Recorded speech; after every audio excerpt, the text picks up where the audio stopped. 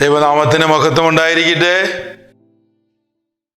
ഇവാനിയൻ ധ്യാനത്തിൻ്റെ ഈ ഒരു കൺക്ലൂഷനിലേക്ക് അല്ലെങ്കിൽ അതിൻ്റെ കൾമിനേഷനിലേക്ക് എല്ലാവർക്കും സ്വാഗതം. നമ്മൾ ഒരു 46 ടോക്കുകൾ ഇതിനോടകം നമ്മൾ കഴിഞ്ഞിട്ടുണ്ട്. ഓൾ ദോസ് പീപ്പിൾ ഇത്രയും സമയമെടുത്ത് അതൊക്കെ കാണുകയും കേൾക്കുകയും ചെയ്തവർക്കൊക്കെ ഒത്തിരി നന്ദി. നമ്മൾ ഇവാനിയൻ ധ്യാനത്തിൻ്റെ അവസാന ഭാഗങ്ങളിലേക്ക് കടക്കുകയാണ്. അല്പം കൂടിയും എളിമയോടുകൂടെ എൻ്റെ ജീവിതത്തിൽ ഇനിയും ശുദ്ധീകരിക്കപ്പെടേണ്ട തലങ്ങളെ കാണിച്ചു തരണമേ. ഇനിയും എനിക്ക് ശുദ്ധിയുള്ള വ്യക്തിയാവാൻ ആഗ്രഹമുണ്ട്. അത് എന്നെ മാത്രമല്ല, എൻ്റെ സഭയെ ഗ്രസിച്ചിരിക്കുന്ന എൻ്റെ സഭയുടെയും വ്യക്തികളുടെയും സമൂഹങ്ങളുടെയും ഒക്കെ അടിയിൽ ഊറിക്കിടക്കുന്ന മ്ലേച്ഛതയുടെ അവസാന ആ ഒരു മാർക്ക് പോലും, അവസാന ഒരു പാടുപോലും മായ്ച്ചു കളയാനായിട്ട് എന്നെ സഹായിക്കണമേ എന്ന് പ്രാർത്ഥിക്കുന്ന പിതാവിൻ്റെ ആ തലത്തിലേക്ക് വളരണം. ഒരു ചെറിയ കാര്യത്തിലൊക്കെ നൗ ഇറ്റ് ഈസ് ഓക്കെ, അതല്ല, വീണ്ടും വീണ്ടും ശുദ്ധീകരിക്കപ്പെടാനായിട്ട് be holy as I am holy എന്ന് പറയുന്ന തലത്തിലേക്ക് വളരാൻ, വിശുദ്ധി അല്ലാതെ, ആ ഒരു ശുദ്ധീകരണമല്ലാതെ സഭയ്ക്കോ നമ്മൾക്കോ വേറൊരു ആകർഷണമില്ല എന്ന് തിരിച്ചറിയുന്ന ഒരു ലെവലിലേക്ക് ഇവാനിയൻ ധ്യാനത്തിൽ പങ്കെടുക്കുന്നവർ വളരണം. ഞാൻ കഴിഞ്ഞ പ്രഭാഷണത്തിലെ വചനപരമായ ധ്യാനങ്ങൾ ഇങ്ങനെ മാർക്ക് ചെയ്തിട്ട് ഞാൻ അങ്ങനെ പറഞ്ഞു, ആ സോഴ്സ് ദാറ്റ് ജീവിക്കുന്ന ആ വചനം, അതിനോട് കറസ്പോണ്ട് ചെയ്തിട്ടുള്ള ഒരു സാധനം വന്നിട്ടില്ല. ഈ വചനം മാംസമായി നമ്മുടെ ഇടയിൽ വസിക്കണം. അപ്പോൾ നമ്മളും ദൈവത്തിൻ്റെ ആ വിഷൻ ഫുൾഫില്ല് ചെയ്യുക വഴി നമ്മളും അവനെ പോലെയാകും. അതല്ലെങ്കിൽ ആ ക്രിസ്തു സാരൂപ്യം എന്ന് പറയുന്ന ആ ദൈവസമ്പാദനം ശരിക്കും എങ്ങനെയാകും? അതിന് പിതാവിൻ്റെ ചിന്തകളിലേക്ക് കടക്കുമ്പോൾ പിതാവ് തൻ്റെ സന്യാസിമാരെ ട്രെയിൻ ചെയ്യുന്ന ഒരു സന്യാസ സഹായി എന്ന് പറയുന്ന ഒരു പുസ്തകമുണ്ട്. ആ പുസ്തകത്തിൻ്റെ തുടക്കത്തിൽ തന്നെ അതിനെപ്പറ്റി പറയും. എവിടെയാണ് ഇത് ചെന്നെത്തുക, അല്ലെങ്കിൽ ഇവാനിയൻ വഴി എന്താണ് എന്ന് അദ്ദേഹത്തിൻ്റെ രീതിയിൽ പറയും. ഞാനത് അല്പം അങ്ങോട്ടും ഇങ്ങോട്ടും ഒക്കെ ഇപ്പോഴത്തെ ഒരു സ്റ്റൈലിലേക്ക് മാറ്റി എന്നുള്ളൂ. അദ്ദേഹം പറയുന്നത് ദൈവം സ്നേഹമാണ്. അപ്പോൾ എവഞ്ചലി ദൈവസമ്പാദനം ഈ സ്നേഹമായിട്ട് കണക്റ്റഡാണ്. അപ്പോൾ പിതാവ് തൻ്റെ സന്യാസ സഹായിൽ ഒരു സ്നേഹമാർഗത്തെ കുറിച്ച് പറയും. ഇന്ത്യൻ ലാംഗ്വേജ് ഉപയോഗിച്ച് അദ്ദേഹം പറയും, അവസാനം സന്യാസം ഒരു സ്നേഹമാർഗമാണ് എന്ന് പറയും. പുനരൈക്യം എവഞ്ച്വലി ഇസ് എ സ്നേഹമാർഗം. ഇവാനിയൻ വഴിയുടെ ഈ അവസാന പ്രഭാഷണങ്ങളിൽ നമ്മൾ ഈ സ്നേഹമാർഗത്തെക്കുറിച്ച് അല്പം കൂടി ചിന്തിക്കുന്നു. കാരണം എന്താണ് അൾട്ടിമേറ്റ് ദൈവത്തിൻ്റെ ചിന്ത? That's love. എന്താണ് ultimate fruitfulness? That you become love. എന്താണ് അൾട്ടിമേറ്റ് ഡിസിഷൻ? To love. ഏത് മാറ്റങ്ങൾ സംഭവിച്ചാലും എന്താണ് മാറാതിരിക്കേണ്ടത്? സ്നേഹം. എന്താണ് ultimate God's goal in my life? To be a loving person. അപ്പോൾ യൂണിറ്റി പോലും മാഞ്ഞു മാറി എല്ലാത്തിനെയും ഇനി ആ യേശു എന്ന വെളിവായി എന്നോട് ഈശോ നിന്റെ വെളിവാൽ ഞാൻ കാണുന്നു എന്ന് പറയുമ്പോൾ ആ 5 തലങ്ങളിൽ സ്നേഹം വന്ന് നിറയാൻ തുടങ്ങും. ദൈവത്തിൻ്റെ ചിന്ത, ഫലപൂർണത, തീരുമാനം, സ്ഥിരത, ദൈവം എന്നിൽ നിന്ന് ആഗ്രഹിക്കുന്നത്, ദാറ്റ്സ് ലവ്. അപ്പൊ വേർഡ് ഓഫ് ഗോഡ് എൻ്റെ ജീവിതത്തിൽ നിറഞ്ഞു, അല്ലെങ്കിൽ ആ വചനം മാംസമായി എന്നിൽ വസിച്ചു, അല്ലെങ്കിൽ എൻ്റെ ജീവിതത്തിൽ ഒരു ഫുൾഫിൽമെന്റ് വന്നു. ആ യൂണിറ്റിക്ക് അപ്പുറത്ത് എല്ലാത്തിനെയും ഒന്നിപ്പിക്കുമ്പോൾ പൗലോസ്ലിയയുടെ ലാംഗ്വേജ് പറയുന്നത് പോലെ സ്നേഹമില്ലെങ്കിൽ ഒന്നിലും അർത്ഥത്തെ കൊണ്ടുവരാൻ കഴിയില്ല. So that fulfilment of the Ivanian way is love. Along the way നിങ്ങൾ ശ്രദ്ധിച്ചിട്ടുണ്ടായിരിക്കാം, നമ്മുടെ ധ്യാനത്തിന്റെ പല ഭാഗങ്ങളിലും നമ്മൾ ഈ സ്നേഹത്തിൽ വന്ന് മുട്ടി നിന്നിരുന്നു. റെവലേഷനിലെ വെളിപാട് പുസ്തകത്തിന്റെ 2-ാം അധ്യായത്തിലെ 4-ാം വാക്യത്തില് ദൈവം നമ്മളോട് ഒരു കംപ്ലൈന്റ് പറഞ്ഞിരുന്നു. നിന്റെ ജോലികളും പ്രവൃത്തികളും ഒക്കെ എനിക്ക് അറിയാം, എന്നിരുന്നാലും നിന്നോട് എനിക്ക് ഒരു കാര്യം പറയാനുണ്ട്. നീ നിന്റെ ആദ്യ സ്നേഹത്തെ കൈവെടിഞ്ഞിരിക്കുന്നു. അതുകൊണ്ട് ഏത് അവസ്ഥയിൽ നിന്നാണ് നീ അധപതിച്ചത്, അത് നീ ചിന്തിച്ച് ആദ്യ കർമ്മങ്ങൾ ചെയ്യുക. അതല്ലെങ്കിൽ ഞാൻ വന്ന് നിന്റെ ദീപപീഠത്തെ സ്വസ്ഥാനത്ത് നിന്ന് മാറ്റിക്കളയും. അത് ദൈവത്തിന്റെ കംപ്ലൈന്റ് ആയിരുന്നു. You are doing everything. നീ യൂണിറ്റിക്ക് വേണ്ടി ജോലി ചെയ്തു, നീ എല്ലാവരെയും ഒന്നിപ്പിച്ചു, നീ എല്ലാത്തിനും വിട്ടുകൊടുത്തു. പക്ഷെ എന്നിരുന്നാലും എനിക്ക് നിന്നോട് ഒരു കാര്യം പറയാനുണ്ട്, നീ നിന്റെ ആദ്യ സ്നേഹത്തെ പരിത്യജിച്ചു. പലപ്പോഴും ജീവിതത്തിലെ എല്ലാ കാര്യങ്ങളും ഭംഗിയായിട്ട് നിൽക്കുമ്പോഴും മ്ലേച്ഛതകൾ നിറയുന്നത് ഒരുപക്ഷെ നമ്മൾ ആ സ്നേഹത്തെ, ആദ്യ സ്നേഹത്തെ കൈവെടിഞ്ഞതുകൊണ്ടാണ്. സോ നമ്മൾ ഇവാനിയൻ വേ അവസാനിപ്പിക്കുമ്പോൾ ഈ ചോദ്യത്തെ വീണ്ടും എടുക്കണം. കാരണം ഇറ്റ് വാസ് ഗോഡ്സ് കംപ്ലൈന്റ്. സ്നേഹമാർഗത്തിലൂടെയാണോ ഞാൻ നടക്കുന്നത്? സ്നേഹമാർഗത്തിൽ ഞാൻ പെർഫെക്റ്റ് ആയോ? ആ സ്നേഹമാർഗത്തിന്റെ ആ ഒരു ഇതിലേക്ക് ഞാൻ വളർന്നോ? അപ്പൊ ഏത് അവസ്ഥയിൽ നിന്ന് അധപതിച്ചതാണെന്ന് വീണ്ടും ചിന്തിക്കണം. നമ്മൾ ദൈവികമായ ഭാവങ്ങളിൽ നിറയുമ്പോൾ തന്നെ ഒരുപക്ഷെ ആ യേശു സാരൂപ്യം അല്ലെങ്കിൽ ദൈവ സമ്പാദനം നമ്മിൽ നിന്ന് അകന്നു പോകാനുള്ള ഒരു പ്രവണതയുണ്ടാകും. So how do you begin that? ഈ സ്നേഹം എല്ലാത്തിനെയും ഒന്നിപ്പിക്കുന്ന ഒരു സാധനമായിട്ടാണ് കാണിക്കുന്നത്. അതുവരെ വന്നതിൻ്റെ മുകളിൽ വരണം. ഇപ്പൊ കൊളോസ്യക്കാർക്ക് എഴുതിയ ലേഖനത്തിന്റെ 3-ാം അധ്യായത്തിന്റെ 14-ാം വാക്യം, അതാണ് നമ്മൾ ഈ ധ്യാനം തുടങ്ങുന്നതിന്റെ ചിന്തയായിട്ട് ഉപയോഗിക്കുന്നത്. കൊലോസ്യക്കാർക്ക് എഴുതിയ ലേഖനത്തിന്റെ 3-ാം അധ്യായത്തിന്റെ 14-ാം വാക്യം. അതിലിങ്ങനെ പറയുന്നു, സർവോപരി, above all, എല്ലാറ്റിനെയും കൂട്ടിയിണക്കി പരിപൂർണമായ ഐക്യത്തിൽ ബന്ധിക്കുന്ന സ്നേഹം പരിശീലിക്കുവിൻ. But if you read in English, it's not പരിശീലിക്കുക. It says above all, put on. It says put on or clothe yourself with love, because it unites everything in perfect harmony. So it's not പരിശീലിക്കുക, clothe yourself. നിങ്ങൾ ധരിക്കുവിൻ. സർവോപരി, above all. അതിന് മുകളിൽ പറഞ്ഞിട്ടുള്ള പല കാര്യങ്ങളും ശ്രദ്ധിക്കണേ. നിങ്ങളിപ്പോൾ പുതിയ മനുഷ്യരായിരിക്കുന്നു, അതിനാൽ ദൈവത്തിന്റെ തെരഞ്ഞെടുക്കപ്പെട്ടവരും വാത്സല്യഭാചനങ്ങളും പരിശുദ്ധവരും എന്ന നിലയിൽ നിങ്ങൾ കാരുണ്യം, ദയ, വിനയം, സൗമ്യത, ക്ഷമ എന്നിവ ധരിക്കുവിൻ. മറ്റൊരാളുകളുടെ പരിഭവം ഉണ്ടായാൽ പരസ്പരം ക്ഷമിച്ച് സഹിഷ്ണുതയോടെ വർത്തിക്കുവിൻ. കർത്താവ് നിങ്ങളോട് ക്ഷമിച്ചതുപോലെ തന്നെ നിങ്ങളും ക്ഷമിക്കണം. അങ്ങനെയുള്ള യൂണിറ്റിയുടെ എല്ലാ കാര്യങ്ങളും ഒക്കെ ചെയ്തിട്ടുണ്ട്.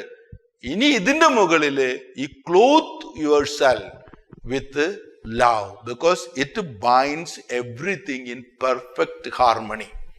അപ്പോൾ യൂണിറ്റിയിലേക്ക് എത്തിയതിനു ശേഷം, പുനരൈക്യപ്പെട്ടതിന് ശേഷം വേറൊരു സാധനം നമ്മൾ ധരിക്കണം.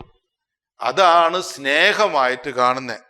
നമ്മൾ 1 കൊറിന്ത്യസ്കാർക്ക് എഴുതിയ ലേഖനത്തിന്റെ 1-ാം അധ്യായത്തിന്റെ 12-ാമത്തെ അധ്യായം വായിച്ചിട്ടുണ്ടെങ്കിൽ അത് യൂണിറ്റിയെ പറ്റി പറയുന്നതാണ്.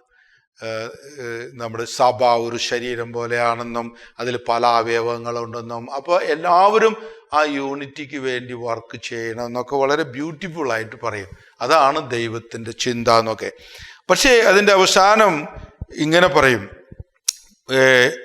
1 കൊരിന്ത്യർ 12-ാം അധ്യായത്തിന്റെ 31-ാം വാക്യത്തിൽ ഒരു കാര്യം പറയും, ഉത്കൃഷ്ട ദാനങ്ങൾക്ക് വേണ്ടി തീക്ഷണമായി അഭിലഷിക്കുവിൻ, ഉത്തമമായ മാർഗം ഞാൻ നിങ്ങൾക്ക് കാണിച്ചു തരാം എന്ന് പറഞ്ഞാൽ, അതിനു മുമ്പ് യൂണിറ്റിയെ പറ്റി ഇത്ര ഭംഗിയായിട്ട് സംസാരിച്ച പൗലോസ്ലിയ പറയുന്നത് ഒരു തലം കൂടിയുണ്ട്. അതാണ് സന്യാസത്തിലൂടെ സ്ഫുടം ചെയ്ത മനസ്സിനെ മാറ്റുന്ന സ്നേഹമാർഗം. ഈശോയുടെ ഉത്തമമായ ഒരു മാർഗം ഞാൻ നിങ്ങൾക്ക് കാണിച്ചു തരാം.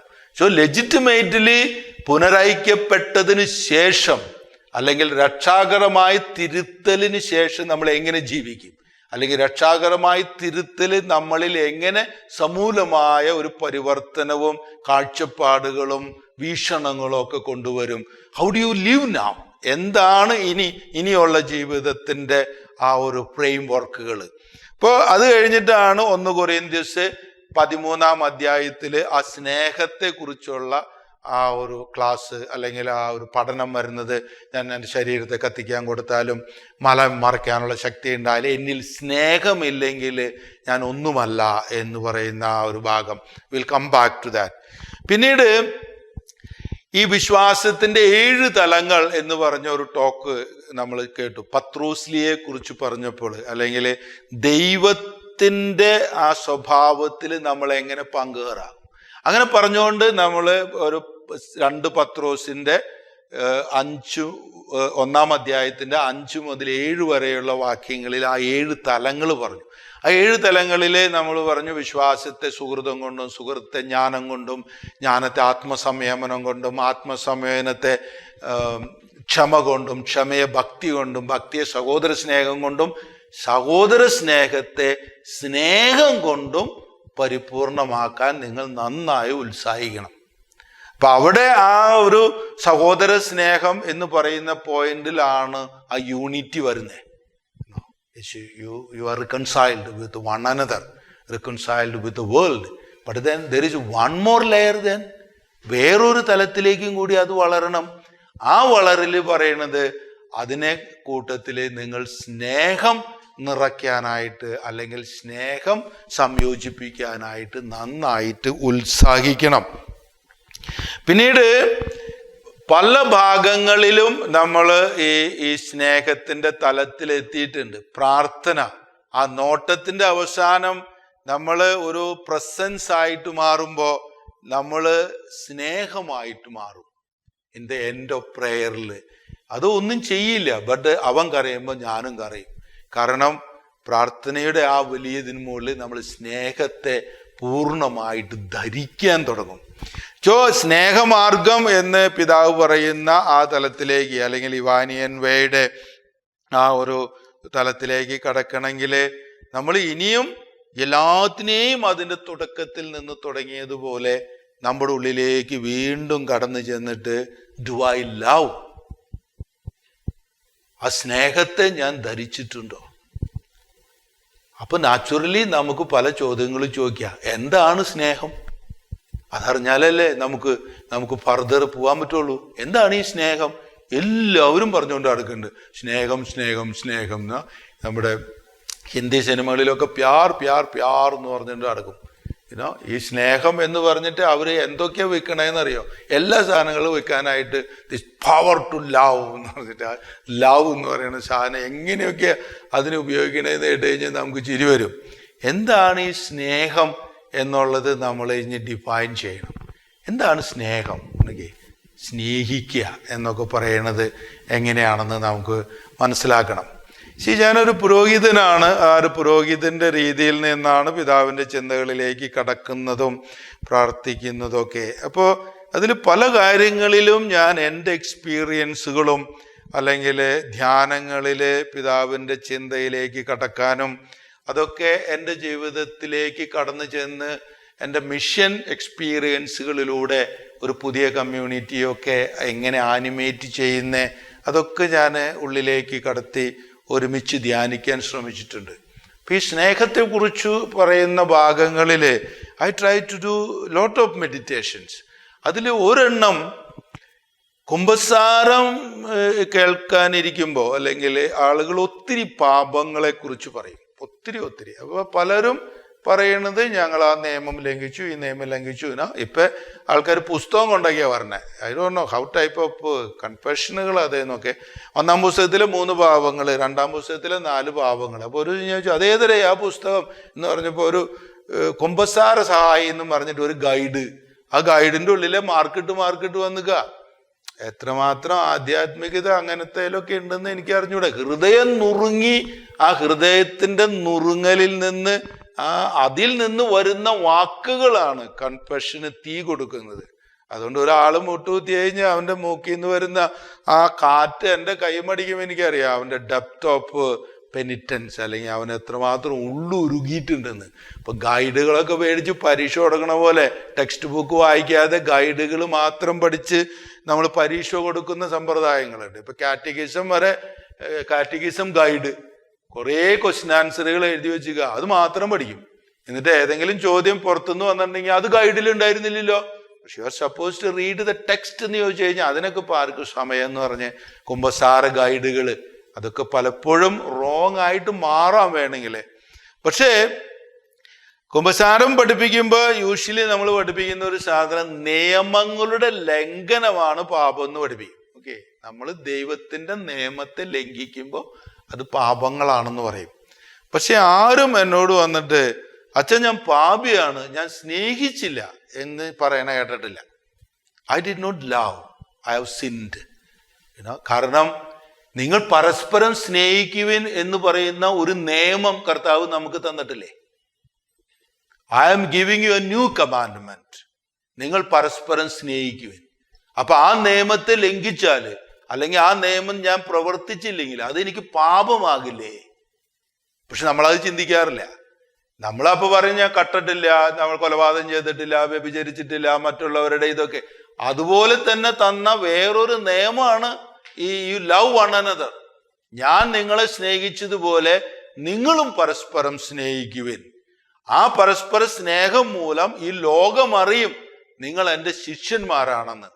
അപ്പൊ പലപ്പോഴും നമ്മൾ പാപത്തെക്കുറിച്ചും നമ്മുടെ പ്യൂരിറ്റിയെ കുറിച്ചും ഒക്കെ ചിന്തിക്കുമ്പോൾ ഈ നിയമത്തെ കുറിച്ചും ചിന്തിക്കണം. പുതിയ നിയമം, I am giving you a new commandment. അത് എന്തുകൊണ്ടായിരിക്കാം ദൈവം അങ്ങനെ ഒരു കമാൻഡ്മെന്റ് തന്നിരിക്കണേ? അപ്പൊ ഈ യോഹന്നാന്റെ സുവിശേഷത്തിലെ 13-ാം അധ്യായത്തിലാണ് നമ്മൾ അത് കാണുന്നത്. അപ്പൊ അതിൽ പറയും, ഞാൻ എവിടേക്ക് പോകുന്നോ ആ സ്ഥലത്തേക്ക് വരാൻ നിങ്ങൾക്ക് കഴിയുകയില്ല, പക്ഷെ ഞാൻ നിങ്ങൾക്ക് ഒരു പുതിയ കമാൻഡ്മെന്റ് തരാം, ഒരു പുതിയ കൽപ്പന തരാം. അത് പാലിച്ചാൽ ഞാൻ ആയിരിക്കുന്ന ആ സ്ഥലത്തെ എക്സ്പീരിയൻസ് നിങ്ങൾക്ക് അനുഭവിക്കാൻ കഴിയും. അതാണ്, അങ്ങനെ പറഞ്ഞിട്ടാണ് ആ നിയമം നൽകണേ. നമ്മൾ അത് ഇപ്പൊ 1 യോഹന്നാന്റെ, അപ്പൊ 1 യോഹന്നാൻ 5-ാം അധ്യായത്തിന്റെ ഒരു 17-18 വാക്യങ്ങൾ വായിക്കുക. 1 യോഹന്റെ 4-ാമത്തെ അധ്യായത്തിന്റെ 17-18 വാക്യങ്ങൾ വായിച്ചിട്ടുണ്ടെങ്കിൽ ഇങ്ങനെ വരുന്നു: വിധി ദിവസത്തിൽ നമുക്ക് ആത്മധൈര്യം ഉണ്ടാകുന്നതിന് സ്നേഹം നമ്മിൽ പൂർണ്ണത പ്രാപിച്ചിരിക്കുന്നു. ഓക്കെ, അപ്പോ യേശു പറയണത്, ഞാൻ പോകുന്ന സ്ഥലത്തേക്ക് നിങ്ങൾക്ക് ഇപ്പോൾ വരാൻ കഴിയുകയില്ല, ഞാൻ ഒരു കൽപ്പന നിങ്ങൾക്ക് നൽകുന്നു, അത് പാലിച്ചിട്ടുണ്ടെങ്കിൽ ആ കൽപ്പന നിങ്ങൾ പരസ്പരം സ്നേഹിക്കുന്നതാണ്. ഇനി അത് പൂർണ്ണത പ്രാപിക്കണം, അത് ചുരുളഴിയണം നമ്മളിലെ. അപ്പം വിധി ദിവസത്തിൽ നമുക്ക് ആത്മധൈര്യം ഉണ്ടാകുന്നതിന് സ്നേഹം നമ്മിൽ പൂർണ്ണത പ്രാപിച്ചിരിക്കുന്നു. That we have boldness on the day of judgement എന്ന് പറയണേ. ആ വിധി ദിവസത്തിൽ ഇങ്ങനെ നിൽക്കുകയാണ്, ഭയങ്കര ധൈര്യത്തിലാണ് നിൽക്കണേ. കാരണം സ്നേഹം നമ്മിൽ പൂർണ്ണത പ്രാപിച്ചിട്ടുണ്ട്. എന്താണ് ആ പൂർണ്ണത? എന്തെന്നാൽ ഈ ലോകത്തിൽ തന്നെ നാം അവനെ പോലെ ആയിരിക്കുന്നു. അതാണ് ആ ധൈര്യം. അപ്പൊ ഈ ലോകത്തിൽ തന്നെ യേശു സാരൂപ്യം, അല്ലെങ്കിൽ ദൈവ സമ്പാദനം, അല്ലെങ്കിൽ ആ വചനം നമ്മളിൽ പൂർണ്ണത പ്രാപിക്കുമ്പോ സ്നേഹം നമ്മളിൽ പൂർണ്ണത പ്രാപിക്കുന്ന പറയണേ. എന്തെന്നാൽ ഈ ലോകത്തിൽ തന്നെ നാം അവനെ പോലെ ആയിരിക്കുന്നു. That is the reach of സ്നേഹമാർഗ, അല്ലെങ്കിൽ ഇവാനിയൻ വഴി ചെന്നെത്തുന്ന തലം. So he said, I will have, or you will have the boldness on the day of judgment, because as he is, so are we in the world. As he is, so are we in the world. സ്വർഗത്തിലേക്ക് ഇങ്ങനെ എത്തി നോക്കുക അന്നേ വിധി ദിവസത്തില്. അപ്പോ കർത്താവ് പറയും, അനാദികാലങ്ങൾക്ക് മുമ്പ് തന്നെ നിനക്ക് വേണ്ടി ഒരുക്കി വെച്ചിരിക്കുന്ന ഈ സ്വർഗരാജ്യത്തിലേക്ക് സ്വാഗതം എന്ന് പറഞ്ഞിട്ട് നമ്മളിങ്ങനെ നോക്കും. അവൻ നോക്കിയിട്ട് നമ്മൾ, ഓ ഇതാണോ സ്വർഗം സ്വർഗം എന്ന് പറഞ്ഞേ, അങ്ങനെയായിരുന്നു ഞാൻ എൻ്റെ വീട്ടില് എന്ന് പറയും. Do you have the guts to say that? അതാണ് സ്നേഹമാർഗം, അതാണ് യൂണിറ്റിക്ക് അപ്പുറത്തുള്ള ജീവിതം. ഇപ്പൊ ചിലര് ആ അവസാന വിധിന്യായം പറയേ. അപ്പൊ വിധിന്യായത്തില് ഇങ്ങനെ പറയും, അവർ നമ്മളെ ഇടതുവശത്തും വലതുവശത്തും ആക്കി നിർത്തും എന്ന് പറയും. എന്നിട്ട് ഇടതുവശത്തുള്ളവരോട് പറയും, നിങ്ങൾ അങ്ങോട്ട് ഇരുട്ടിന്റെ രാജ്യത്തേക്ക് പോക്കോ, വലതുവശത്തുള്ളവരോ ഇങ്ങനെ പോകട്ടെ. നിങ്ങൾ എവിടെ ചെന്നെത്തും? യേശുവിനെ കുർബാന കാണുന്ന അല്ലെങ്കിൽ വചനം പഠിക്കുന്ന നിങ്ങൾ എവിടെ എത്തും? വലതുവശത്തെത്തോ ഇടതുവശത്തെത്തോ? 2 സ്ഥലത്ത് കണ്ടാലും ഞാൻ ചവിട്ടിക്കൂട്ടും എന്ന് പറയും. കാരണം അത് നമ്മൾക്കുള്ളതല്ല. അതിങ്ങനെ ഞാൻ പറയണേ നമ്മൾക്കുള്ളതല്ല എന്ന്. അതുവരെ യേശുവിനെ അറിയാത്തിരുന്ന ആളുകള് അവരുടെ നന്മയാല് യേശുവിന്റെ കൃപ അവരിലേക്ക് എത്തുന്നതാണ്. അല്ലെങ്കിൽ യേശുവിനെ സ്വീകരിച്ചവർക്ക് രക്ഷ കിട്ടി കഴിഞ്ഞു. അതുകൊണ്ടല്ലേ നമ്മൾ സെയിൻസിനെയൊക്കെ നമുക്ക് വന്ദിക്കാൻ പറ്റുന്നേ. അവർ സ്വർഗരാജ്യത്തിൽ പ്രവേശിച്ചിരിക്കുന്നത് കൊണ്ടല്ലേ. അപ്പൊ അവരൊക്കെ സ്വർഗരാജ്യത്തിൽ പ്രവേശിച്ചിട്ടുണ്ട്. പലരും പറയണില്ല അത് അവസാന വിധി വരെ കാത്തു നിൽക്കണം എന്ന് പറഞ്ഞത് they have entered in heaven. So ഇപ്പൊ മദർ തെരേസ അവിടെ സ്വർഗത്തിലേക്ക് കയറി ചെല്ലുമ്പോ വായോ അമ്മ എന്ന് പറയുമ്പോ അമ്മയ്ക്ക് അതൊരു അത്ഭുതമല്ല. അമ്മ പറയും ഇങ്ങനെയായിരുന്നു ഞാൻ എൻ്റെ കൽക്കട്ടയിലുള്ള നിർമ്മല ഹൗസിൽ ഞാൻ അങ്ങനെയായിരുന്നു എന്ന് പറയും. കാരണം ആ വലതുവശത്ത് ഇരിക്കുന്നവർ അറിഞ്ഞില്ല. അവർ ചോദിക്കും ഇത്രയും വലിയൊരു സൗഭാഗ്യത്തിന് ഞങ്ങൾ എങ്ങനെയാ യോഗ്യരായേ? ഇത്രയും വലിയൊരു സ്വർഗരാജ്യത്തിൽ പ്രവേശിക്കാൻ ഞങ്ങൾ എങ്ങനെ യോഗ്യരായേ? അപ്പൊ യേശു അവർക്ക് പറഞ്ഞു കൊടുക്കുകയാണ്, നീ അവനെ സഹായിച്ചപ്പോ, ഇവനെ നോക്കിയപ്പോ, അവനെ ശുശ്രൂഷിച്ചപ്പോ എനിക്ക് വേണ്ടിയാണ് അത് ചെയ്തതെന്ന്. അവർക്ക് അറിയില്ലായിരുന്നു അവരത് യേശുവിന് വേണ്ടിയാ ചെയ്തതെന്ന്. പക്ഷെ they had that mind of യേശുവിന്റെ സ്നേഹത്തിന്റെ അല്ലെങ്കിൽ സ്നേഹമാർഗത്തിന്റെ ഭാവങ്ങൾ അവരിലുണ്ടായിരുന്നു. അത് മദർ തെരേസയ്ക്ക് അറിയായിരുന്നു. മദർ തെരേസയ്ക്ക് അറിയാം ആ കുഷ്ഠരോഗിയെ ക്ലീൻ ചെയ്യുമ്പോഴും അല്ലെങ്കിൽ പാപികളോട് കൂടെ നടക്കുമ്പോഴും അവൾക്കറിയായിരുന്നു ഞാൻ യേശുവിന് വേണ്ടിയാണ് അത് ചെയ്യുന്നതെന്ന്. അത് ഇവാനിയോസ് പിതാവ് അറിയായിരുന്നു. പിതാവ് ചെയ്യുന്നതെല്ലാം ഞാൻ യേശുവിന് വേണ്ടിയാണ് ചെയ്യുന്നത്, എൻ്റെ സഭയ്ക്ക് വേണ്ടിയാണ് ചെയ്യുന്നത്. അപ്പൊ സ്വർഗരാജ്യത്തിലേക്ക് പ്രവേശിക്കുമ്പോൾ there is a boldness. വിധി ദിവസത്തിൽ നമുക്ക് ആത്മധൈര്യം ഉണ്ടാകുന്നതിന് സ്നേഹം നമ്മിൽ പൂർണ്ണത പ്രാപിച്ചിരിക്കുന്നു. എന്തെന്നാൽ ഈ ലോകത്തിൽ തന്നെ ഞാൻ അവനെ പോലെ ആയിരിക്കുന്നു. അതാണ് യേശു സാരൂപ്യം. അതാണ് ഫുൾഫിൽമെന്റ്. നമ്മുടെ ജീവിതത്തിലേക്ക് കടന്നു വന്നിട്ടുള്ള ഫുൾഫിൽമെന്റ്. അപ്പോൾ ഈ സ്നേഹത്തിന്റെ ഈ കൽപ്പന പാലിക്കണമെങ്കിൽ, ഈ മാർഗത്തിലൂടെ നടക്കണമെങ്കിൽ, ഈ സ്നേഹമാർഗത്തിലൂടെ നടക്കണമെങ്കിൽ നമ്മൾ ഒരു മെഡിറ്റേഷൻ നടത്തിയിട്ട് പറയണം, what is love? What is love? എന്താണ് സ്നേഹം? അല്ലെങ്കിൽ നമ്മൾ ചോദ്യപ്പോ ഐ ലവ് യു എന്ന് പറയാ. ഇപ്പൊ പിള്ളേരൊക്കെ അത് വളരെ ഫണ്ണിയായിട്ട് പറയുന്നുണ്ടെങ്കിലും ദൈവം നമ്മളോട് പറഞ്ഞിട്ടുള്ള ഒരു സ്റ്റേറ്റ്മെന്റ് ആണത്, ഞാൻ നിന്നെ സ്നേഹിക്കുന്നു. ദൈവം നമ്മളെ സ്നേഹിക്കുന്നു, നിങ്ങളും പരസ്പരം സ്നേഹിക്കണം. സോ ദാറ്റ് സ്നേഹം, how do you understand that സ്നേഹം? ഇപ്പോൾ ഇവാനിയൻ ധ്യാനത്തിലേക്ക് കടക്കുമ്പോൾ ഈ സ്നേഹത്തെ കുറിച്ചുള്ള ഒരു വലിയ മനനം നടക്കണം. So first thing you should understand, അതൊരു വെർബാണ്. ഓക്കെ, ഇപ്പൊ കർത്താവ് പറയാണ്, നിങ്ങൾ എൻ്റെ സ്നേഹത്തിലായിരിക്കുവിൻ, ഞാൻ എൻ്റെ പിതാവിൻ്റെ സ്നേഹത്തിലായിരിക്കുന്നത് പോലെ നിങ്ങളും എൻ്റെ സ്നേഹത്തിലായിരിക്കുവിൻ. നിങ്ങളൊന്നും ചെയ്യണ്ട, U abide in my love. അത് നൗണാണ്, നൗൺ, നാമം, നൗൺ, ഇറ്റ്സ് എ സ്റ്റേറ്റ്. അത് നിങ്ങളൊന്നും ചെയ്യണ്ട. ബട്ട് സപ്പോസ് നിങ്ങളും പരസ്പരം സ്നേഹിക്കണം. then it's a ക്രിയ, ഇറ്റ്സ് എ വെർബ്. അത് നമ്മൾ ചെയ്യണം, നമ്മൾ ചെയ്യണത്. Okay, you should love one another. നിങ്ങൾ പരസ്പരം സ്നേഹിക്കുവിൻ. It doesn't happen. അപ്പൊ ഞാൻ ആ പ്രാർത്ഥനയെ പറ്റി പറഞ്ഞു, തീരുമാനത്തെ പറ്റി പറഞ്ഞപ്പോ ഈ സ്നേഹവും ഒരു ഡിസിഷനാണ്. സ്നേഹിക്കാൻ അല്ലെങ്കിൽ ഈ വെർബ്, ഈ ക്രിയ ചെയ്യാൻ ഞാൻ തീരുമാനിക്കുകയാണ്. I decide to love. I decide to love. എന്നാലല്ലേ അത് മാർഗമാകുള്ളൂ. അതല്ലെങ്കിൽ ഞാൻ ഒരു സ്നേഹത്തിലായിരിക്കുന്നു ഗുടിയായിട്ട്. No, it's an active thing. അപ്പൊ സ്നേഹിക്കണം. ഐ ലവ് യു എന്ന് പറയും. അപ്പൊ ഞാനാണ് ഐ, കർത്താവ്, സബ്ജക്റ്റ് എന്ന് പറയുന്നത്. Then you is the predicate, അതിൻ്റെ കർമ്മം. ദെൻ അതിൻ്റെ നടുക്ക് വേറൊരു സാധനമുണ്ട്, ക്രിയ എന്ന് പറയും. So I love you. അപ്പൊ ഞാനത് ചെയ്യണം. അപ്പൊ അത് നിന്റെ മുകളിൽ ക്രിയയിലൂടെ, ഈ കർമ്മത്തിന്റെ മുകളിൽ something happening. So you should do it. ഇപ്പൊ നമ്മളിപ്പോ ഇവിടെ ചോദിക്കേണ്ടത്, ഈ യൂണിറ്റി ഒക്കെ കഴിഞ്ഞിട്ട് ആക്ടിവിറ്റികളൊക്കെ കഴിഞ്ഞ് ഇങ്ങനെ ഇരിക്കുമ്പോൾ ഇനി സ്നേഹിക്കണം. നിങ്ങൾ എന്ത് ചെയ്യും? when you say somebody I love you, what will you do? ഞാനിങ്ങനെ തമാശയായിട്ട് ഈ യൂത്തിനോടൊക്കെ ഇങ്ങനെ ചോദിക്കും, ഐ ലവ് യു എന്ന് പറഞ്ഞാൽ എന്ത് ചെയ്യും? എന്നെ പിടിച്ച് ഉമ്മ വയ്ക്കുമോ? ഐ ലവ് യു എന്ന് പറയും. ആ ഉമ്മ വയ്ക്കലാണോ സ്നേഹം?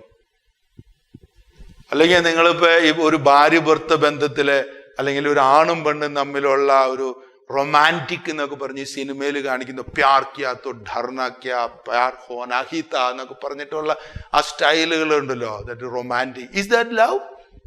അങ്ങനെയാണെങ്കിൽ പിന്നെ എനിക്ക് സ്നേഹിക്കാൻ പറ്റില്ലല്ലോ, എൻ്റെ കൂടെ പെണ്ണില്ല.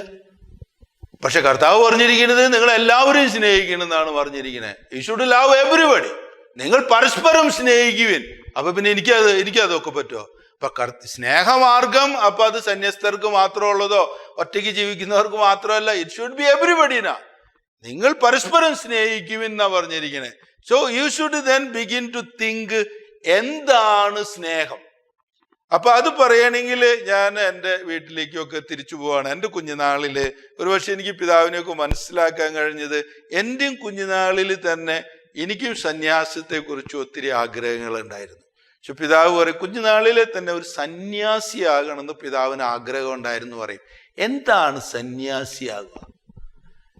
എന്താണ് കുഞ്ഞുനാളിലുള്ള ആഗ്രഹം? സ്നേഹിക്കാനായിരുന്നു ആഗ്രഹം. സ്നേഹിക്കാൻ അത് എന്നിലുണ്ടായിരുന്നു. അതുകൊണ്ട് I could pick it out sometimes what പിതാവ് പറയുന്നത്. എൻ്റെ അമ്മ, ഞങ്ങൾ 5 മക്കളാണ്. അപ്പൊ അമ്മ എന്നോട് പറഞ്ഞിരുന്നു, മോൻ എല്ലാവരെയും സ്നേഹിക്കണം. ഞാൻ പറയും, അമ്മ പറയണതല്ലേ സ്നേഹിക്കാം. ഇപ്പൊ എൻ്റെ 7 വയസ്സ് 8 വയസ്സുള്ള കാലങ്ങളൊക്കെ ഞാൻ അങ്ങനെ എപ്പോഴും ചോദിച്ച് നടക്കുന്ന, എല്ലാത്തിനെയും അറിയാൻ ആഗ്രഹിക്കുന്ന, അതെന്താ അങ്ങനെ, അതെന്താ എങ്ങനെയെന്ന് പറയും. എൻ്റെ അപ്പനും അമ്മയും വാസ് വണ്ടർഫുൾ പീപ്പിൾ. അപ്പൊ അവരെനിക്ക് കളിപ്പാട്ടങ്ങൾ മേടിച്ചു തരാതെ കോമിക് പുസ്തകങ്ങൾ മേടിച്ചു തരും. They will make sure somebody tells me story. അല്ലെങ്കിൽ എല്ലാ ചോദ്യങ്ങൾക്കും എനിക്ക് ഉത്തരം തരാൻ വേണ്ടി, കാരണം ഞാൻ ഇങ്ങനെ പിന്നാലെ നടക്കും. അപ്പൊ കാലത്ത് തന്നെ അമ്മ എഴുന്നേൽക്കും. അമ്മ എഴുന്നേറ്റ് കഴിഞ്ഞിട്ട് കോഴിക്കൂട് തുറക്കും. കോഴിക്കൂട് തുറന്നു കഴിഞ്ഞിട്ട് ഇങ്ങനെ കുറെ നെല്ലെടുത്തിട്ട് ഇങ്ങനെ ബബ്ബാന്ന് വിളിച്ചിട്ട് തുടങ്ങും. അപ്പൊ ഞാൻ അമ്മയോട് ചോദിക്കും, കോഴീനെ സ്നേഹിക്കണം അമ്മേ? അപ്പൊ അമ്മ പറയും, എൻ്റെ മോൻ കോഴീനെ സ്നേഹിക്കണം. ഓക്കെ. അത് കഴിഞ്ഞ് അമ്മയുടെ പിന്നാലെ ഇങ്ങനെ നടക്കും. അമ്മ അപ്പൊ തൊഴുത്തിലേക്ക് പോവും, പശുവിനെയൊക്കെ കഴുകും. അത് കഴിഞ്ഞ് ഇങ്ങനെ ഇരുന്ന് കറക്കും. പാല് കറക്കണായിരുന്നു ഞാൻ വെച്ചു, അപ്പൊ പശുവിനെ സ്നേഹിക്കണമേ? അപ്പൊ അമ്മ പറയും, മോൻ പശുവിനെ സ്നേഹിക്കണം എന്ന് പറയും. അത് കഴിഞ്ഞ് അമ്മ ഭക്ഷണമൊക്കെ കഴിഞ്ഞ് ചിലപ്പോൾ അലക്കാനായിട്ട് അപ്പുറത്തൊരു ചെറിയ അരുവി പോലെയുണ്ട്, അവിടേക്ക് അലക്കാൻ പോകും. അപ്പൊ അമ്മ ഇരുന്ന് ഇങ്ങനെ അലക്കണ നേരത്ത് ഞാനിങ്ങനെ നോക്കുമ്പോൾ കുഞ്ഞു മീനുകൾ അതിൻ്റെ താഴ്ത്തുകൂടെ. പെട്ടെന്ന് അമ്മയോട് ചോദിക്കും, അപ്പൊ മീനിനെ സ്നേഹിക്കണം അമ്മേ? അപ്പൊ അമ്മ പറയും, മീനിനെ സ്നേഹിക്കണം. പിന്നെ ഒരു കാക്ക പറന്നു പോകുമ്പോൾ ഞാൻ ചോദിക്കും, അപ്പൊ കാക്കേനെയോ? പിന്നെ ഇതിനെയൊക്കെ. അപ്പൊ ഇടയ്ക്ക് അമ്മയ്ക്ക് ദേഷ്യം, ചമ്പിട്ടെടുക്കണമെന്ന് പറയാറ്, ചമ്പിട്ടെടുക്കണം, പിന്നാലെ എടുക്കും. അപ്പൊ ഞാൻ പറയും, നീ തന്നെയല്ലോ പറഞ്ഞ എല്ലാവരും സ്നേഹിക്കണമെന്ന്, അതുകൊണ്ടല്ലേ ഞാൻ ചോദിക്കണേ. എന്നാ ചോദിക്കും. പിന്നെ ഞാൻ ഇങ്ങനെ അതിന് മാലേനെ സ്നേഹിക്കണോ, വാഴേനെ സ്നേഹിക്കണോ, തുമ്പപ്പൂവിനെ സ്നേഹിക്കണോ? അപ്പൊ അമ്മ പറയും, എല്ലാത്തിനും സ്നേഹിക്കണം, എൻ്റെ മോ എല്ലാത്തിനും സ്നേഹിക്കണം എന്ന് പറയും. പിന്നെ ഇടയ്ക്കൊക്കെ ഇങ്ങനെ രാത്രി പ്രാർത്ഥിക്കാനിരിക്കുമ്പോൾ, അപ്പൻ അകലെയായിരുന്നു, അമ്മ ഇങ്ങനെ ഞങ്ങളെ 5 പ്രാർത്ഥിക്കേപ്പിച്ച്. അപ്പൊ ഞങ്ങൾ അമ്മേനെ ഇങ്ങനെ നോക്കിയിരിക്കും. അപ്പൊ ഇടയ്ക്കൊക്കെ ഞാൻ അമ്മോട് ഇങ്ങനെ ചോദിക്കും, അമ്മ പറയണ എല്ലാവരെയും സ്നേഹിക്കണമെന്ന്, പക്ഷെ എങ്ങനെയാ സ്നേഹിക്കുക? അത് നീ എന്താ പറഞ്ഞു തരാത്തെ? എങ്ങനെയാ സ്നേഹിക്കണം എന്ന് പറഞ്ഞാലല്ലേ എനിക്ക് അതുപോലെ ചെയ്യാൻ പറ്റുള്ളൂ. പശുവിനെയും പട്ടീനെയും പൂച്ചേനെയും ഉറുമ്പിനെയും മലേനെയും പുഴേനെയും ഒക്കെ സ്നേഹിക്കണം എന്നാ നീ പറയണേ, പക്ഷെ എങ്ങനെയാ സ്നേഹിക്കുക? എങ്ങനെയാ സ്നേഹിക്കുക?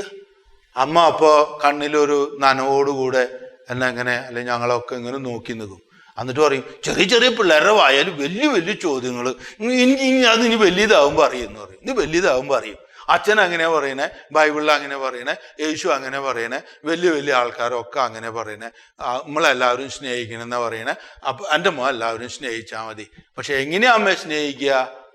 അമ്മ അത് പറഞ്ഞില്ല. അമ്മ പറഞ്ഞു, നീ വലുതാവുമ്പോൾ അറിയും.